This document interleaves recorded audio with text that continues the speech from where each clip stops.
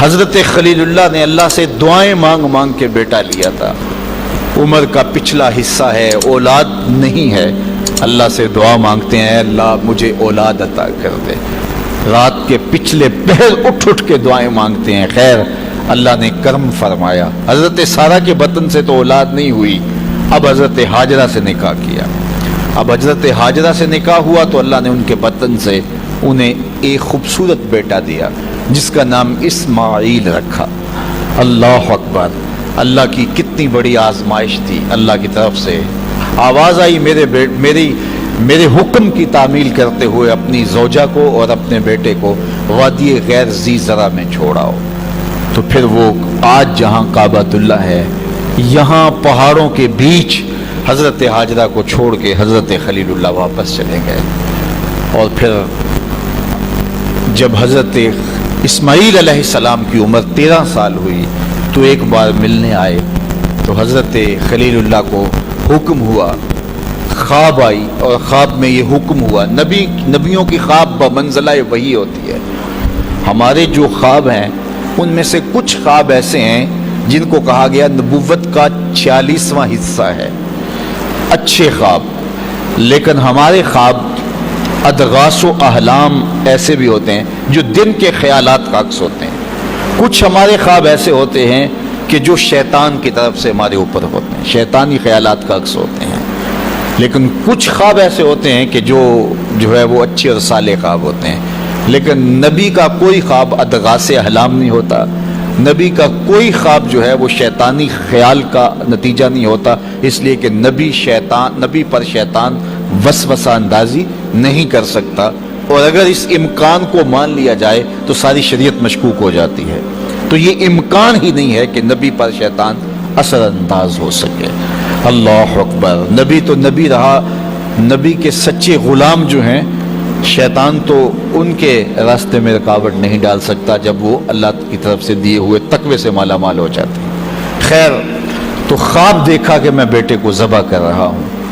تو آئے اور بیٹے سے کہا، پہلے زوجہ سے کہا کہ بیٹے کو تیار کر دو، ہم نے دوست کی دعوت پہ جانا ہے. ویسے خلیل عربی میں گوڑے دوست کو ہی کہتے ہیں. اور حضرت ابراہیم اللہ کے خلیل کہلائے، رب نے ابراہیم کو اپنا دوست قرار دیا. تو پھر کہا دوست کی دعوت ہے، دوست کا بلاوا ہے، میں نے بیٹے کو وہاں لے کے جانا ہے.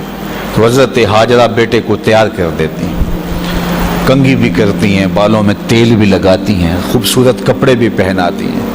اللہ سے مانگ مانگ کے لیا گیا بیٹا. اللہ اکبر! اب 13 سال کی عمر، فلما بلغ معہ السعی، جب وہ بلوغت کی عمر میں پہنچا، چلنے پھرنے کے قابل ہوا، تو حضرت ابراہیم علیہ السلام ان کو لے کے ساتھ چلے. اور راستے میں جب یہ منظر دیکھا کہ باپ بیٹے کو اللہ کی رضا کے لیے ذبح کرنے جا رہے تو شیطان کے تن بدن میں آگ لگ گئی. قیامت تک یہ نقشہ دنیا دیکھے گی، کیا منظر ہوگا خدا کی رضا کے لیے یوں بھی اظہار کیا جاتا ہے. تو وہ حضرت ابراہیم علیہ السلام کے پاس آیا. ابراہیم، ایک خواب کے سہارے بیٹے کو ذبح کرنے جا رہے ہو، اللہ کو راضی کرنے کے اور تھوڑے طریقے ہیں. تو حضرت خلیل اللہ نے پتھر اٹھا کے اس کے جو ہے وہ مارا، کہا ہٹ جا، میرے پاس ایک اسماعیل ہے، 1000 اسماعیل بھی ہوتے، قربان کر دے. یہ وہی جگہ ہیں. پھر حضرت اسماعیل کے پاس آیا تو انہوں نے بھی یہی بات کہی، کہا کہ ماں کی ممتا بڑی کمزور ہوتی ہے. تو حضرت ہاجرہ کے پاس آ گیا، کہا کہ شہزادہ کدھر ہے؟ کہا دوست کی دعوت پہ ان کا باپ لے کے گیا ہے. کہا نہیں، دوست کی دعوت نہیں ہے، وہ تو ان کو ذبح کرنے لے جا رہا ہے. کہا کوئی سوچ کے بات کر، دعائیں مانگ مانگ کے لیا رب سے، اپنے ہاتھوں سے ذبح کر دے گا؟ دنیا کی تاریخ میں ایسا کبھی ہوا نہیں کسی باپ نے اپنے بیٹے کو ذبح کیا ہو اور بیٹا نافرمان ہو، تب بھی کبھی ایسا نہیں ہوا. یہ تو وہ بیٹا ہے کہ جس کی پیشانی میں اجالے رکھے ہوئے ہیں، جس کی چمکدار آنکھیں خیرہ کر دیتی ہیں. کیا اس بیٹے کو ذبح کرے گا؟ اور باپ بھی اتنا نرم دل، پھر مانگ مانگ کے لیا، مجبور ہو گیا، کہنے لگا کہ وہ اسے اللہ کا حکم کہتا ہے. تو حضرت ہاجرہ سلام اللہ علیہ نے کہا ظالم بھاگ جا، اگر اللہ کا حکم ہے میری گود میں ایک اسماعیل ہے، 1000 اسماعیل بھی ہوتے قربان کر دے. یہ انوکھی داستان تھی جو کائنات میں رقم ہونے جا رہی ہے. یہ کوئی افسانہ نہیں ہے، یہ امر واقعیہ ہے، یہ ہونے والی داستان ہے. جس کی یادیں پورے عالم میں بکھری ہیں.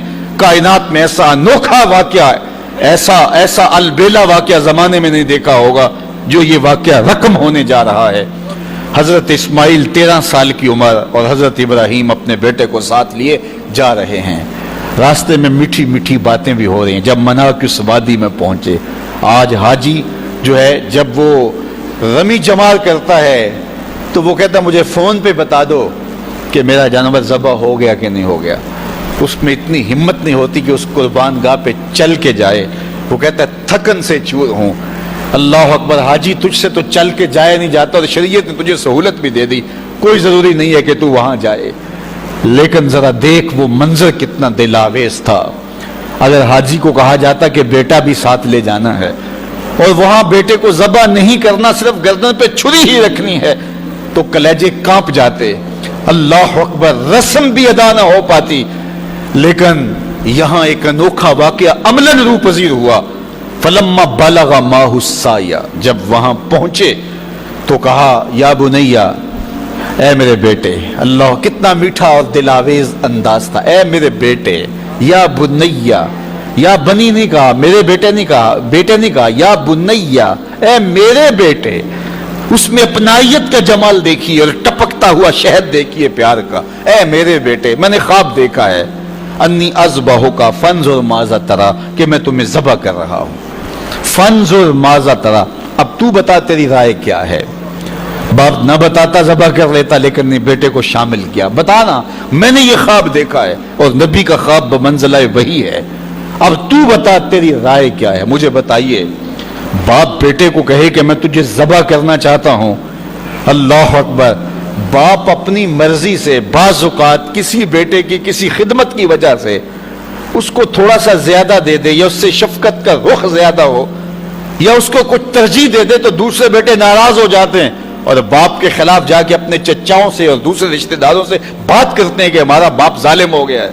یار اس کا روح سخن تھوڑا سا دوسرے بیٹے کی طرف ہوا تو جا کے شور کر دیا اولاد نے کہ میرا باپ ظالم ہو گیا ہے.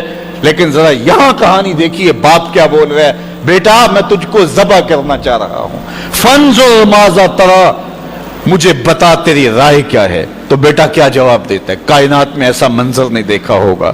بیٹا خاموش ہو جاتا، سر جھکا لیتا. یہ بھی بڑی بات تھی، امتثال امر تھا. بیٹا کہتا جی جس طرح آپ نے دیکھا میں تو کچھ نہیں کہہ سکتا. یہ بھی امتثال امر تھا. بیٹا کہتا ٹھیک ہے آپ کر لیجیے جو آپ نے کرنا ہے. تو یہ بھی امتثال امر تھا. لیکن جو بیٹے نے کہا، کائنات نے ایسا منظر یہ بھی نہیں دیکھا ہوگا. بیٹے نے یہ نہیں کہا ہاں کر لیجئے، بیٹے نے یہ نہیں کہا کہ خاموشی اختیار کر لی، گردن جھکا لی. ذرا دیکھیے، بیٹے نے کہا یا آباتے. باپ نے کہا تھا نا یا بنیا، اے میرے بچے، اے میرے بیٹے.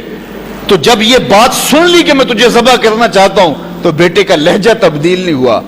اللہ اکبر. آج بیٹا ہو تو کہے باپ ہو سفاک ہو، لیکن اس کے باوجود لہجہ کہ یا آباتے، اے میرے ابو. ذرا اس سے شہد ٹپکتا ہوا دیکھیے اور اس سے خدمت گاری کا جذبہ دیکھیے. یا آباتے، اے میرے ابو. آگے کیا ہے؟ یا آباتے فعل ما تومر، ابو ذبح کیا ہے، جو بھی کرنا ہے کرو. یا آباتے ذبح نہیں کہا، اے ابو ذبح کر دیجئے. ذبح کا جواب ذبح میں دیا جاتا نا، لیکن بیٹا 2 قدم آگے بڑھ گیا. یا آباتے فعل ما تومر، ابو ذبح کیا ہے، جو بھی کرنا ہے کیجئے. باقی رہی بات میری، یہ کام آسان تو نہیں کہ گردن پہ چھری چلے اور میں تڑپوں نہ، لیکن اللہ کی مدد ہو تو یہ مشکل بھی دی. ستاجدونی انشاءاللہ من الصابرین. آپ دیکھیں گے رب نے چاہا تو صبر کر کے دکھاؤں گا، تڑپوں گا بھی نہیں. باپ رسی بھی ساتھ لے گیا تھا، چھری بھی ساتھ لے گیا تھا. چھری نکالی. یہ کوئی قصہ نہیں، یہ کوئی افسانہ نہیں ہے، یہ حقیقت اور امر واقعیہ ہے. چشم فلک نے پہلی مرتبہ یہ منظر دیکھا. آج حوریں بھی دیکھ رہی تھی، غلمان و رضوان بھی دیکھ رہے تھے، فرشتے بھی جھک جھک کے دیکھ رہے تھے. مالک قیامت آنے والی ہے. کہا تمہیں بتانا چاہتا ہوں، تم کہتے تھے انسان کو خلیفہ بنا رہے، سجدے تو ہم کرتے ہیں، عبادتیں تو ہم کرتے ہیں، یہ تو لڑائی کرے گا، دھینگا مشتی کرے گا. اب دیکھو میرے بندے کی ادا کو، میرے بندے کی اطاعت اور فرما برداری کے رنگ بھی دیکھو. اللہ اکبر. باپ نے بیٹے کو لٹایا، رسیوں سے بدن جکڑ لیا، ہاتھ میں چھری پکڑی ہے. اللہ اکبر. حضرت اسماعیل کو لٹایا. قرآن نے وہ باقاعدہ منظر نگاری کی ہے. فلما اسلما وتلہ للجبین، جب دونوں راضی ہو گئے. کس بات پہ راضی ہو گئے؟ کہ فلاں نمبر کی گاڑی خرید لیں، فلاں کوٹھی اور فلاں بنگلہ خرید لیں. نہیں، دونوں راضی ہو گئے. باپ ذبح کرنے پہ راضی ہو گیا اور بیٹا ذبح ہونے پہ راضی ہو گیا. اسلام اسے کہتے ہیں فلما اسلما. یہاں لفظ جب دونوں نے رضا کر لی، طے کر لیا، دونوں نے سر چکا لیا. الاسلام گردن نہادن، اسلام کا معنی گردن رکھ دینا. تو دونوں نے جب گردنیں رکھ دی اللہ کے حکم پر، باپ ذبح کرنے پہ تیار ہو گیا اور بیٹا ذبح ہونے پہ تیار ہو گیا. سینے میں دل رکھنے والے ہو، بیٹے کا ذبح کے لیے تیار ہو جانا چھوٹی بات نہیں تھی، لیکن باپ کا اپنے ہاتھوں سے بیٹے کو ذبح کرنا یہ اس سے بھی بڑی بات تھی. یہ تماشائے لبے بام نہیں تھا. لیکن آج زمانہ اس منظر کو دیکھ رہا ہے. منا کے سیاہ پہاڑوں میں یہ کہانی رقم ہونے جا رہی ہے.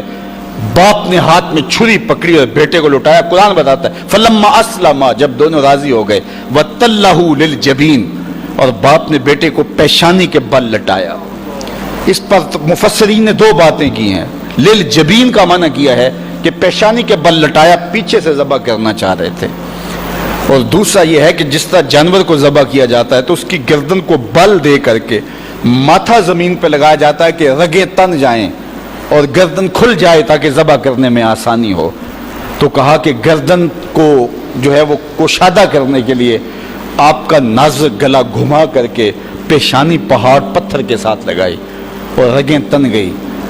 پورا بدن جکڑا تھا رسیوں سے، اور حضرت اسماعیل نے، ابراہیم نے خود بھی پٹی باندھی تھی کہ یہ منظر اتنا آسان تو نہیں ہے. اللہ اکبر. اچانک حضرت اسماعیل نے کہا ابا جان میری رسیاں کھول دو. بیٹا کیا ہوا؟ کہا کھول دو رسیاں. بیٹا ابھی تو کہہ رہے تھے یا ابت افعل ما تؤمر، جو کرنا ہے کیجئے، اب کیا بول رہے ہو؟ کہا کل کا مورخ لکھے گا باپ ذبح کرنا چاہتا تھا، بیٹا ذبح ہونا نہیں چاہتا تھا. باپ نے باندھ کے کیا ہے. کھول دو رسیاں، نہیں تڑپوں گا. رسیاں کھول دی گئیں. حضرت ابراہیم نے ہاتھ میں چھری پکڑی ہے لیکن پٹی برابر بندھی ہے. بیٹے فلما اسلما وتلہ للجبین. اللہ اکبر. تو پوری قوت کے ساتھ چھری کو نازک ریشم جیسی گردن پہ رکھا.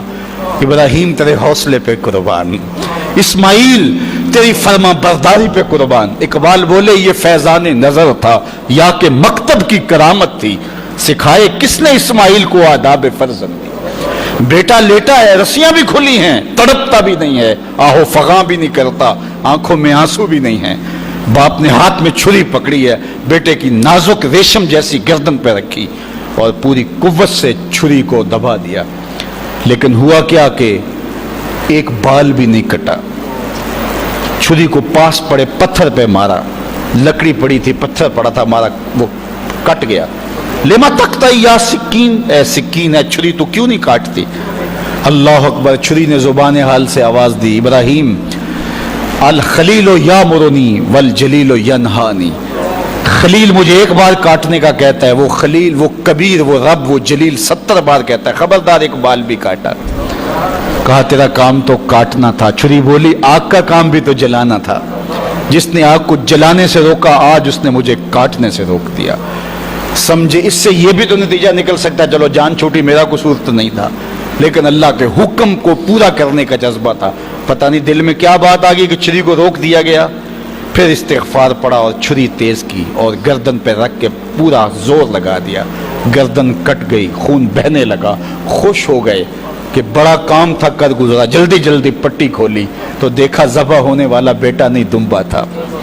اللہ اکبر. دمبا پڑا تھا اور بیٹا پاس کھڑا مسکرا رہا تھا. تو حضرت خلیل کی زبان سے بے ساختہ نکلا اللہ اکبر. تو حضرت اسماعیل بولے لا الہ الا اللہ واللہ اکبر. پاس جبریل کھڑے تھے، کہا اللہ اکبر وللہ الحمد. آواز آئی فلما اسلما وتلہ للجبین ونادیناہ ان یا ابراہیم قد صدقت الرؤیا انا کذالک نجزی المحسنین. آواز آئی ابراہیم تو نے واقعی خواب پورا کر دکھایا. تو نے تو اپنے گمان میں بیٹے کی گردن پہ چھری چلائی، لیکن یہ ہم نے اس وقفے میں دمبا رکھ دیا. تم نے واقعی خواب پورا کر دکھایا. وفدیناہ بذبح عظیم. ہم نے ان کے جو ہے بدلے میں ایک دمبا دے دیا اور ہم نے اس کو پچھلوں کے لیے سنت رکھ دیا. آج منا کی وادی میں حاجی وہاں جا کے دمبے کی گردن پہ چھری پھیر رہا ہوتا ہے. وہ یادگار آج اس مذبح پہ، آج اس منصب پہ جہاں بیٹے کی قربانی کے لیے حضرت خلیل چھری ہاتھ میں لیے کھڑے تھے، آج 40 لاکھ جانور قربان ہو رہے ہیں اور پوری دنیا کے اوپر قربانیاں ہو رہی ہیں. اللہ اکبر. وہاں آواز آتی ہے سلام علی ابراہیم، اے ابراہیم تیرے اوپر سلام.